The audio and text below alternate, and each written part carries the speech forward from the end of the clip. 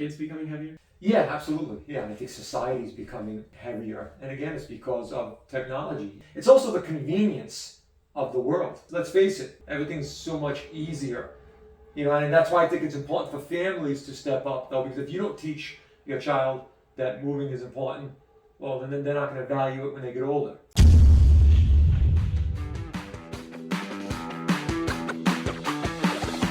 Hey guys, Dr. Mark here with Coach Josh. So today we're going to talk about how kids and parents can live a healthy lifestyle. So Josh, welcome. Thank you. So kind of just tell me about your background and then how you became like one of our new rock star coaches. Okay, so I am a elementary school PE teacher and health teacher. I've been doing that for, I don't know, over 20 years or so. And fitness has always been in my background. At school, obviously, and just all through my life. And I wanted to get back into it, so came to you, and here I am. And so, always being fit, you love the Rocky movies. Yes. Anything Stallone does. Yes. You can't say a bad word about him. No. So how is none of this podcast? How has being in shape helped you excel as a teacher, as a person, and as a coach? Well, I think if you're going to preach something, you need to practice it.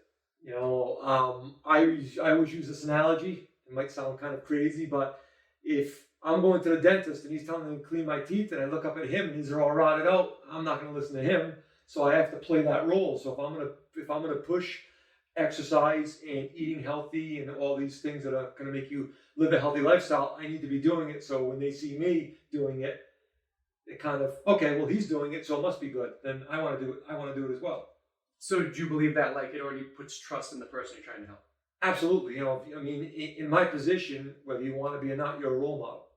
So if I'm going to preach this, again, I need to practice it. So I say, he's doing it, so it's going to be good for you.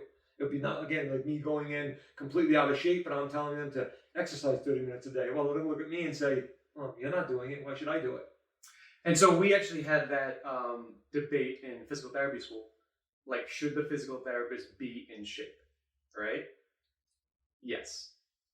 Reason being is because, number one, again, you practice what you preach, but it's hard to talk about something that you don't live because you don't know the nuances about it. So like for me, the reason why I was such a good physical therapist is I was a martial artist, right? I knew the aches and pains.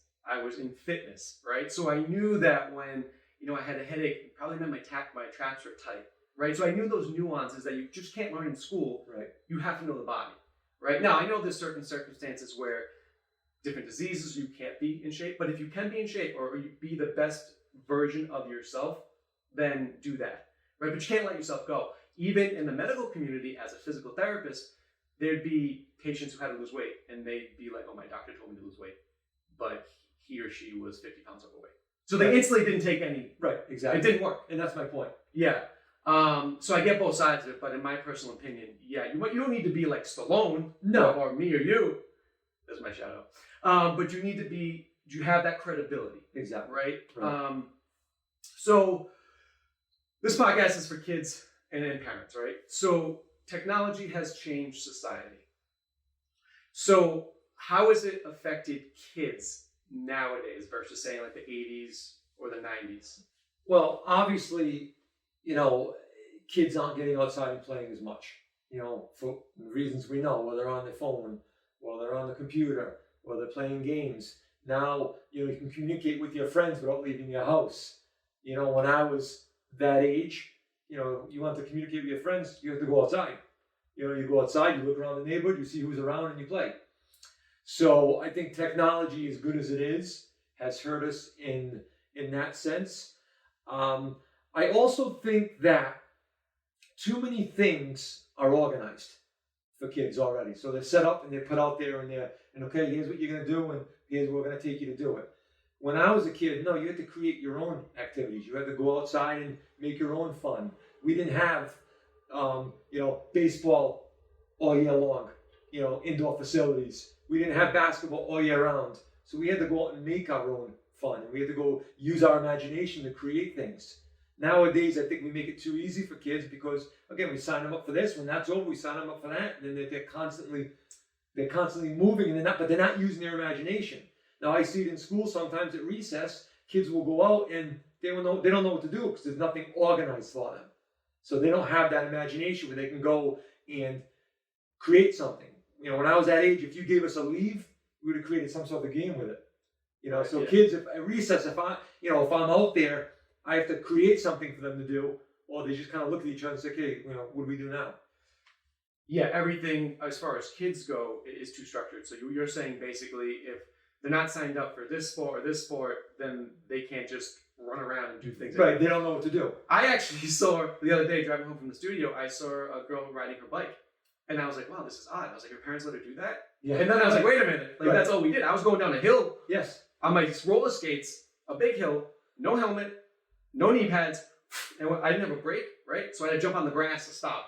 Right? I also know listen, we all know it's a different age too. Sure. You know, even with my kids, if they're in the backyard, I'm always looking every 5 minutes to make sure they're out there.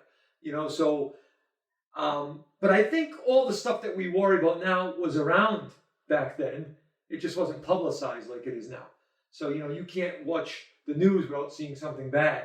You know, something that happened. We know what happened in Texas. We know what happened in California. So now we see all that, and that puts, as a parent, puts you on edge. Like, oh, you know, maybe I shouldn't let my child walk to school. We walked to school every day. Didn't matter if it was snow, rain, we walked. Nobody worried. And they knew we were coming back after. Well, two things with that. So that's why every child should have some self-defense training. True. Yes. And number two, one of the best advice. At Bochner's. There you go. One of the best advice I've ever heard is don't watch the news. Yeah. Right. Like literally, don't watch the news. Like I want to start a news station that's just positive news. Yeah. Like the cat got saved. This person lost 50 pounds. I call it the bad news. You know. Yeah. That's what I call it. It's not that great.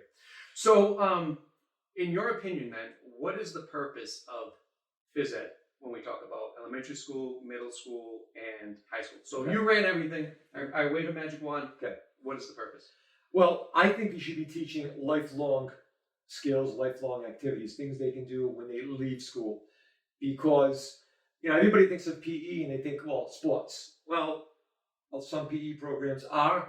I don't focus on that. I focus on, again, lifelong activities that they can do when they leave school. Things that make them proud, things that they want to do and continue on doing. You know, so obviously fitness is one example. You know, these are things they can do at home. These are things I try to get them to do things with their family. So I have different programs, different events that I run through the school year where they have to do things at home, and then they bring something into me to prove that they've done it, and so on. So you're bringing the family together, you bring the community together, and you're getting them moving as a family. And I don't call it exercise; I call it movement. I want to create good movers. You don't have to be an athlete. I'm not trying to make you an athlete. I'm not trying to make you a basketball player, football player. I'm trying to make you a good mover. And so the important thing about that is like the body heals through movement. Yes. Right? This starts as a child. If I wasn't involved in the martial arts when I was 8, I wouldn't understand that. Right? So even now when we tell clients, hey, you're sore, move around a little bit. Use the elliptical. Do some non-impact stuff. It doesn't mean stay on the couch. Right. Exactly. Right? So I think most people think like phys ed, not me, but I would think most people are like, okay, it's a waste of time. Sure. Right? They play dodgeball. Sure, you get that. So if we talk about like, this is my feeling on this, right? There's nothing more important than your health, including money, right? Because if we talk about this, if you neglect your health, you can spend all your life savings on fixing your health later in life. So that's number one. School does not, in my opinion, does not teach children what real health is, right? Because they don't do it enough. So like, from my opinion, like schools should have phys ed every day. Why? Because this is even how high-level entrepreneurs get their head on straight. They work out in the morning, right? Sure. You can deal with stress better. Stimulates the brain. There we go, right? So versus being in a classroom sitting down 8 hours a day. Right. You know, sitting is the new smoking. Yeah. Right? So with the computers, like, so we're already teaching them just sit at a desk 8 hours a day. Well, if they were trained as a kid to be like, I gotta move around, that job is not appealing to me, sitting at that cubicle all day. Right. Because I know the effect it has on my body. How would you change how we roll out phys ed nationwide, worldwide? Like, what would you have to do? Well, obviously, yeah. I mean, if you could add more to it, that's obviously ideal. You know, if you could extend the hours. So we're supposed to be a child should be moving 60 minutes a day. That's the recommended number. Okay. So for the ones who aren't doing it after school, need to get it during school. And there's a lot that aren't doing it. You know, you have the lock and key kids who go home, go in, parents are working, they have to stay home, they're not outside playing, they're on the computer, the video games, whatever. So it'd be great if you could get them there 60 minutes a day right at school. And then anything they do after that is a bonus. You know, so if they do another hour when they get home, great. Have you seen over the years that I think obesity is about 70% of Americans? It could be. Yes. I think I saw that. It's around that. Are kids becoming heavier? Yeah, absolutely. Yeah, I think society is becoming heavier, and again, it's because of technology. You know, we don't have, and it's also the convenience of the world. Let's face it. You can do your food shopping from home. You can talk to people from home. You know, there's every place you go has a drive-through. They have drive-up pickup everywhere you go now. So yeah, this you know, everything's so much easier. You know, and that's why I think it's important for families to step up, though, because if you don't teach your child that moving is important, well, then they're not going to value it when they get older. So if I'm a parent, what can I do to help my kid lead a healthy lifestyle? Now, say I'm just an average parent. Yep. I'm doing everything right, but I'm not necessarily a working out parent. Right. Well, I mean, it's simple. You know, you bike ride, you go for walks after dinner. You know, if the store's close, you walk to the store. You know, it's just simple. Just increase the movement. Just increase the movement. You don't have to go to a gym and work out if that's not your thing. You know, you can go to the playground, go in the backyard, throw a ball around, play tag. So definitely have some kind of quota to increase the way you're doing it. That's it. You know, so, but again, if they see you doing it, they want to do it. So then, let's talk about nutrition then. So I know there's a cool way you teach nutrition Yes. To children. And so if we talk about that in a simple way, then parents can also use that to help their kids as well, right? Absolutely. So explain to me, you know, I'm 11. I need to know about nutrition, Right? And maybe I can bring it home to the parents. How do you do Sure. that? So the first thing is, and I stress this word all the time, is moderation. Everything you need to be moderation, whether it's exercise, whether it's eating, whether it's playing, whether it's schoolwork, everything should be in moderation, right? You don't want to overload on anything. So especially with nutrition, I never call it, with kids, I never call it a diet, okay? I just call it making healthy choices, okay, when you eat. That's really all it is. I'm not telling you you can never have ice cream. I'm not telling you you can't have a piece of chocolate. Because we had Rhiannon on here, and she talked about food addiction. Yeah. Right? And it becomes like even a more mental thing. I can't have ice cream. Right. I really want ice cream. Exactly. And I'm going to eat the whole carton. Right, exactly. Oh, Because the more you tell somebody they can't have it, the more they want it. So with that, so I categorize the foods in 3 categories, and I had read this somewhere. I didn't create this. We don't need to give them credit. It's fine. You came up with it. A long time ago, but so 3 categories. There's go foods, there's slow foods, and there's whoa foods. So a go food is something that you could eat every day. So, you know, we're talking about vegetables, you know, kids, we're talking about fruit, we're talking about low fat or skim milk, things like that. So things you can eat every single day. You can pretty much almost eat as much as you want because they're go foods. You just want to get them, they just go. They're going to get you going. Okay. Then there's slow foods. So slow foods you put in a slightly smaller category, and I'm going to say like maybe twice a week you could have slow foods. So an example of a slow food might be, I don't know, pasta. Okay, we can't eat pasta every single night of the week. Things like that. You know, maybe pizza. Okay, once a week, if you're having pizza, twice a week, you know, fine. And then you have whoa foods. Now, whoa foods are things you should not be having that often, but I'm not saying eliminate them. So maybe twice a month.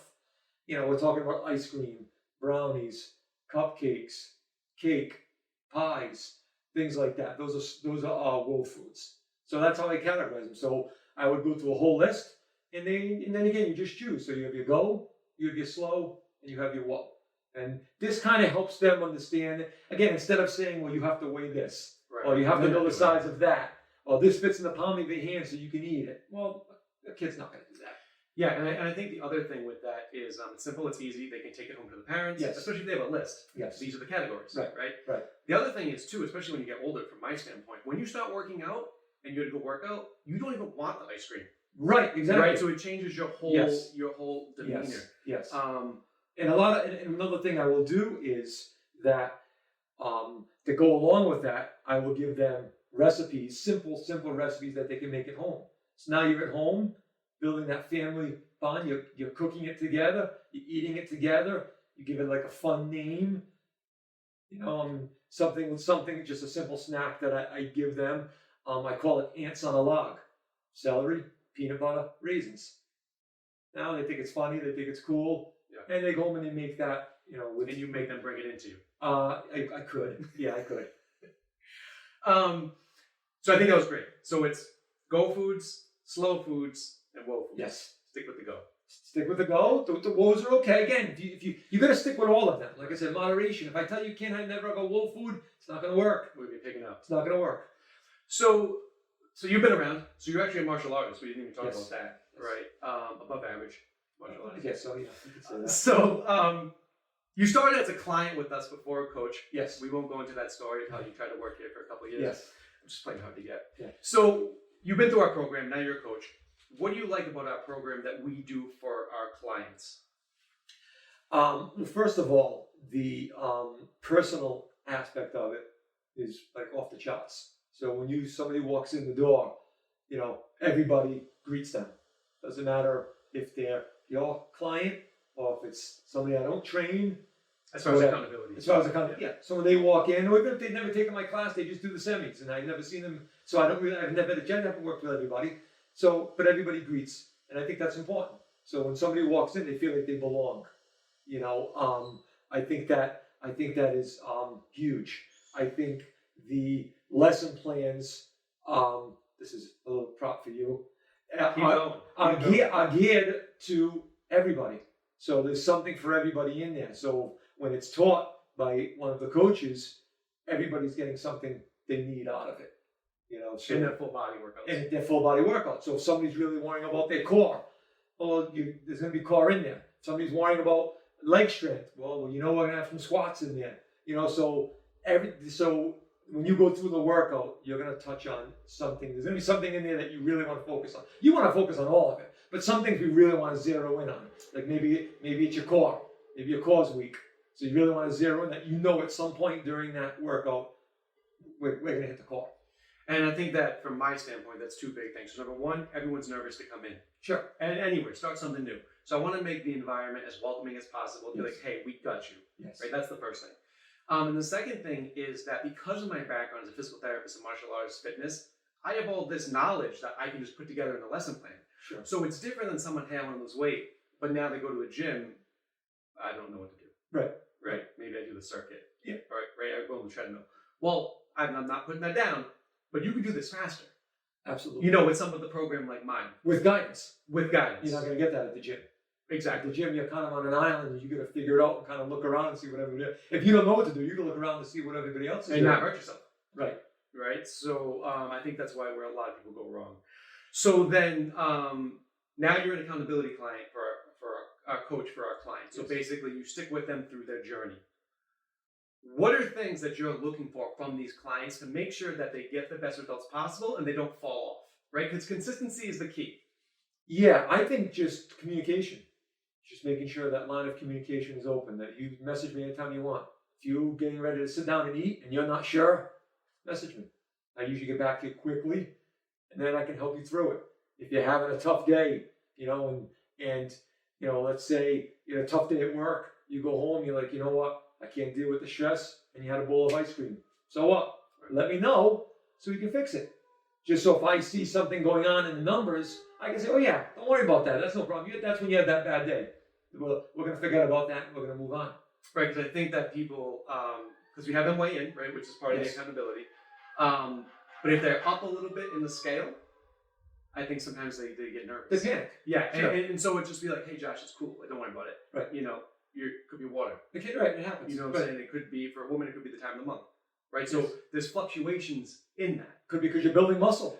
Well, that's another thing, right? So you want a smart scale, not just a regular scale. Right. So you can see the percentage. Right. If you're building muscle, the weight's not going to fall off as easy. Right. But you're getting in shape, and the clothes are fitting better, and you feel better, and you have more energy. So kind of like all snowballs. Yeah, and I would say forget the BMI.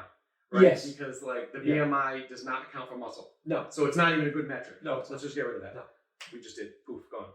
Okay, so what would you tell somebody now who's overweight? They're down on their luck. They've tried 13 other programs. What would you tell them right now? How to get started, how to reach their goals? Okay, so first thing is you got to get started, right? Because a lot of times we say, oh yeah, okay, I'm going to do it. Well, okay, today's Friday. I'm going to start Monday. It never happens. Monday rolls around. Okay, yeah, you know what? All right, yeah, let me wait. Okay, let me get through the week. I'll start next Monday. And then obviously you go and you go and you go. So the first thing you need to do is step up and just do it, right? I mean, otherwise you don't get it done. Second thing to do is I think you need to find somebody who you can work with.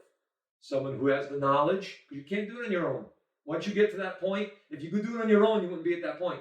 You would have gotten yourself to where, at least somewhere where you wanted to be.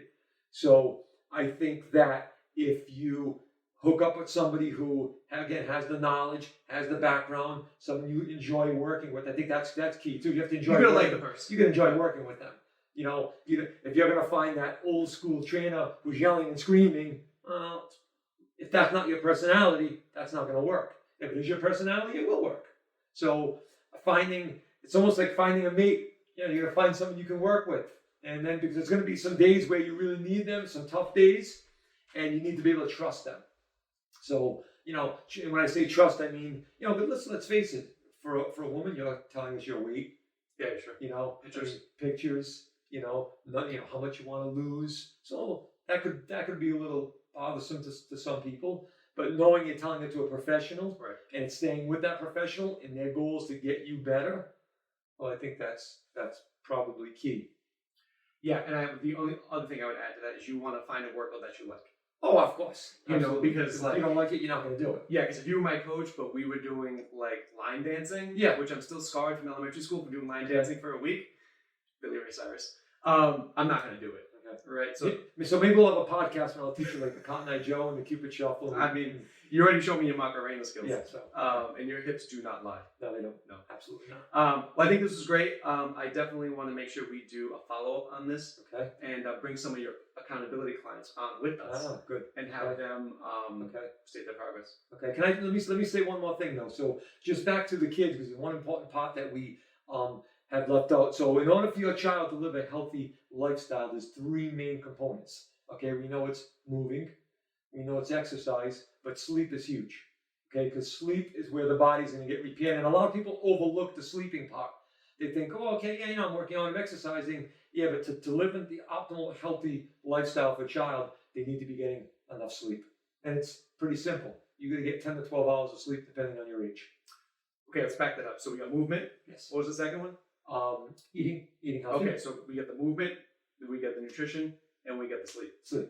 Yep. So those are three components that, and I see it. Some kids aren't getting enough sleep. So what happens? Well, they come in tired. They come in groggy. Now they can't focus. Now they don't want to move. Grades get affected. Grades get affected. Friendships get affected. Relationships with teachers get affected. All because of one simple thing. They're just not getting the right amount of sleep. Key to that is getting electronics after a certain time at night. That's how you, because let's face it, what do electronics do? They stimulate your mind. Dopamine. Right? It's just, now your mind's going 100 miles an hour. How do you go to sleep? Well, you don't. So you find that healthy alternative, like reading, something like that, before bedtime. A couple interesting things with that too. So because kids and adults are humans, they're both the same. So those three things apply as adults. Absolutely. You know, right. And one of the things we actually say to jujitsu parents, because kids come in, they love jujitsu, and then we get 6 weeks later, like, I can't get my kid to come to jujitsu. What are they doing right before they came to jujitsu? Were they playing a video game? Absolutely. Yeah, I probably wouldn't want to go to jujitsu either. Right. I'm playing a video game. You have to go work and sweat instead of play the game. Right. So we tell them, yeah, let them do some chores before they come to jujitsu. Right. Read, and that's jujitsu's outlet. Yes. Right. So, you know, I really enjoyed this. I think they got some very valuable information. Very good. But we're going to schedule time to come in with your accountability client or clients. We'll get as many as we can. See how good we you need are. a bigger table. No, just a lot of seats, But thank you. All right, you're welcome. Hello, my name is Dr. Marc Bochner. Don't forget to check out my new book, Pug Learns to Believe. Hey guys, Dr. Marc here. Now I know a lot of you want to know how we get all these amazing results with our clients, and it comes down to three things. The first is fun fitness classes that burn a lot of calories. 2 is giving you an accountability coach to make sure you stay on track and get the best results. And 3 is the nutrition. Included in the nutrition is our food supplements. So we pair with Prestige Labs because I feel they are the best, they have integrity, and they get great results. These are actually the supplements that I take as well. Here's the awesome part. By clicking the link below, you can save 40% off the retail price. So you need that link to actually save 40%. If you just go to the normal site without my link, you're paying full price, okay? So these are the supplements my clients use. If you are interested, definitely click the link below and it'll tell you all about them.